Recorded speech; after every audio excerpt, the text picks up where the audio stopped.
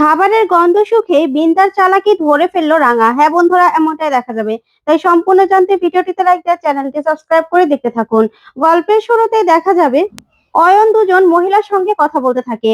তখনই সেই মেয়েগুলো প্ল্যান করে একলব্যকে কিডন্যাপ করার। তখন অয়নকে বলে, শোনো, তোমাকে ওই এলাকাতেই প্লেনটা ল্যান্ড করাতে হবে, বুঝতে পেরেছো? আর কেন করিয়েছো সেই কৈফিয়ত কিন্তু তোমাকে দিতে হবে, কারণ তুমি কিন্তু ধরা পড়ে যেতে পারো। তাই তোমাকে সাবধান। তখন অয়ন বলে, হ্যাঁ, আমি সবকিছু করতে রাজি আছি, সবকিছু। তখন মেয়েগুলো বলে, আমাদের শুধু একলব্য বসুকে চাই, আর কিছুই না। আমরা শুধু সেখান থেকে একলব্য বসুকে কিডন্যাপ করব, বুঝতে পেরেছো? তখন অয়ন বলে, হ্যাঁ, আমিও চাই একলব্য আমার জীবন থেকে সরে যাক। ও যে লাইফটা লিড করছে সেই লাইফটা থেকেও দূরে সরে যাক, কারণ আহিরিকা আমার চাই, আহিরিকা আমার চাই। তখন মেয়েগুলো বলে, বেশ, তাহলে আমরা যে অনুযায়ী প্ল্যান করছি সে অনুযায়ী তোমাকে করতে হবে, বুঝতে পেরেছো?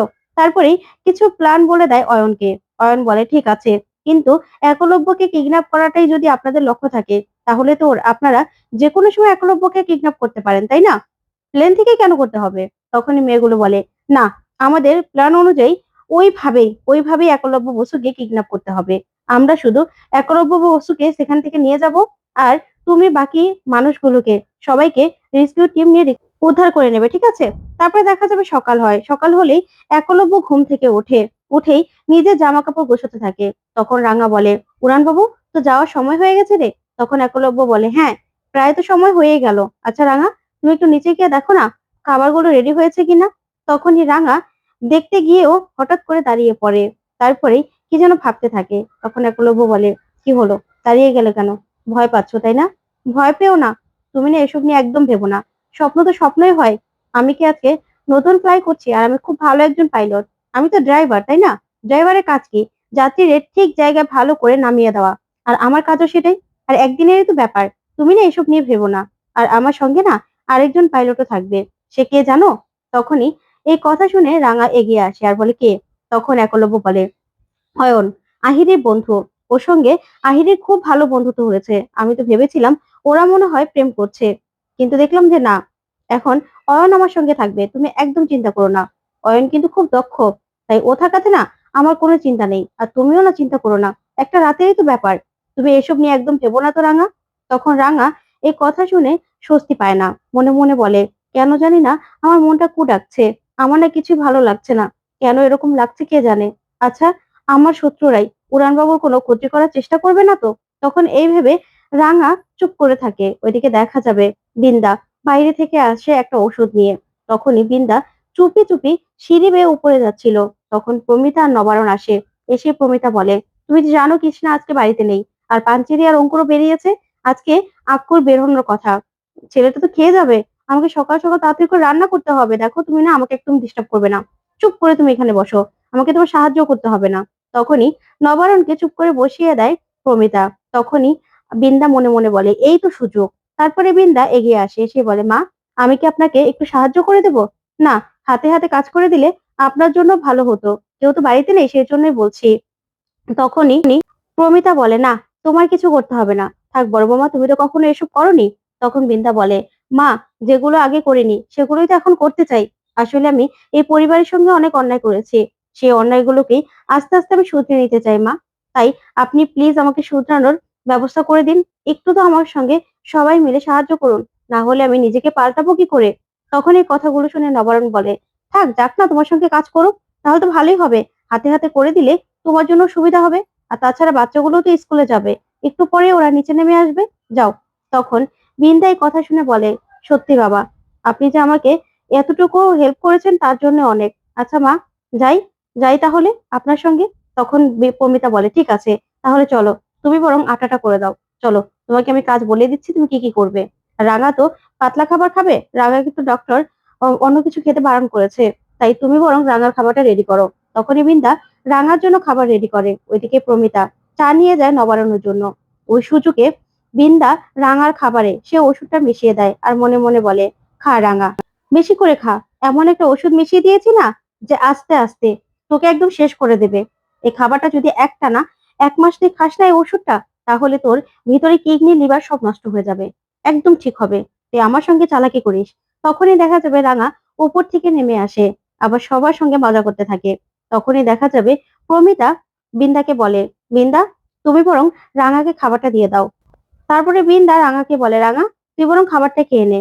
তখনই রাঙা বলে, বাবা এই ফুলটুসি আবার রান্নাঘরে কি করছে, যাকে কোনোদিনও রান্নাঘরে দেখিনি, সে তো দেখছি এখন আবার রান্নাঘরে। তখন প্রমিতা বলে, রাঙা এরকম করে বলতে হয় না। তারপরে বিন্দা বলে, আমি জানি রাঙা তুই আমাকে সন্দেহ করছিস, আমি চাইলেও তোর মন থেকে সন্দেহগুলোকে সহজে দূর করতে পারবো না। তাই আমি চাই তুই আস্তে আস্তে বুঝতে পারবি যে আমি তোকে তীর মারাইনি, তোকে কিডন্যাপ করিনি, তোকে আমি তীর মাখানো বিষ দিয়েও মারতে চাইনি। তুই আমাকে আস্তে আস্তে বুঝতে পারবি, প্লিজ তুই আমাকে একটু বিশ্বাস কর, ভরসা কর। তখন প্রমিতা সহ সবাই তাকিয়ে থাকে।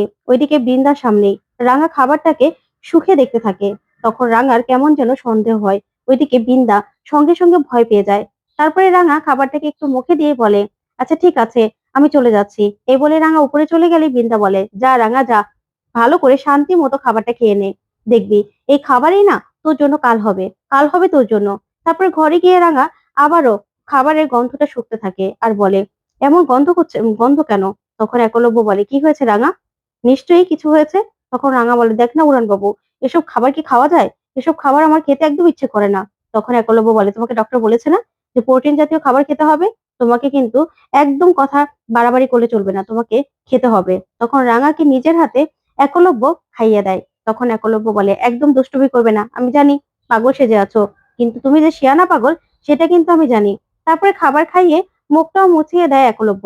তখনই রাঙা বলে, উড়ান বাবু নে, এবার খাবার শেষ হয়েছে তো, এবার তুই শান্তি পেয়েছিস, এবার না তুই আর আমার জন্য চিন্তা করিস না। তখন একলব্য বলে, হ্যাঁ চিন্তা করব না, কিন্তু তুমি কিন্তু সাবধানে থাকবে রাঙা, তোমার জন্য কিন্তু আমার চিন্তা হবে, বুঝতে পেরেছো? তারপরে এই কথা বলে একলব্য বেরিয়ে পড়ে। তারপরে দেখা যাবে রাঙাও একলব্য পিছন পিছন আসে। ওইদিকে অয়ন অয়ন একলব্যকে ফোন করে আর বলে, কি রে একলব্য, বাড়ি থেকে বেরোসনি এখনো? সবকিছু চেক করার ব্যাপার আছে, চেক করে নিতে হবে, তাড়াতাড়ি বের হ। তখন একলব্য বলে, হ্যাঁ হ্যাঁ এই তো বেরিয়ে যাচ্ছি, তুই চিন্তা করিস না, তুই সবকিছু দেখে নে, আমি আসছি। তারপরে একলব্য প্রমিতাকে এসে বলে, মা খাবার রেডি আছে তো, খাবারটা দিয়ে দাও, আমার দেরি হয়ে যাচ্ছে। তখন প্রমিতা বলে, হ্যাঁ এই তো দিচ্ছি। বিন্দা খাবারটা নিয়ে এসো তো। তখন বিন্দাকে রান্নাঘরে দেখে একলব্য বলে, এ কি মা, বড় বৌদি রান্না করে কেন? তখনই বিন্দা বলে, আমি জানি একলব্য তুমি আমাকে দেখে আশ্চর্য হচ্ছ, আসলে বাড়িতে কেউ নেই তো, তাই আমি মাকে হাতে হাতে সাহায্য করে দিচ্ছিলাম। তখন একলব্য বলে, ও আচ্ছা বাবা, তোমার সঙ্গে একটা কথা ছিল। তখন নবরণ বলে, হ্যাঁ বলো।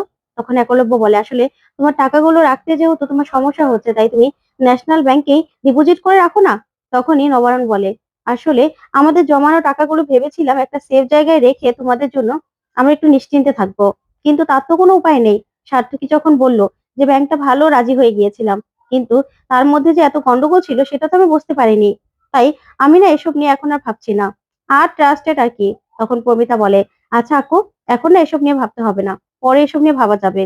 ওইদিকে বিন্দা মনে মনে বলে, টাকা সেভে রাখবে, রাখুক না, এই টাকা তো সব আমি হাতিয়ে নেব।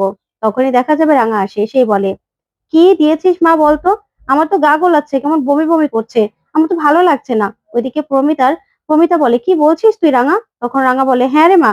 তারপরেই বিন্দা মনে মনে বলে, গা গোলাচ্ছে তো আমার ওষুধের কারণে রাঙা, এবার দেখো না তোমার কি অবস্থা হয়। ওইদিকে একলব্য প্রমিতাকে বলে, আচ্ছা মা, এবার বরং আমি বেরোই, ঠিক আছে? তারপরে এই বলে বেরোতে গেলে হঠাৎ করে একলব্য হোঁচট খায়। হোঁচট খেলেই রাঙা সহ সবাই চমকে যায়। তারপরে রাঙা একলব্যকে বলে, উড়ান বাবু তুই এখন একদম বেরোবি না, বেরোবি না, মা বলেছে না একটু বসে যেতে হয়, মুরব্বীরা যা বলে তাই কিন্তু শুনতে হয়, চল চল ওখানে বস। তারপরে বসিয়ে দেয় রাঙা।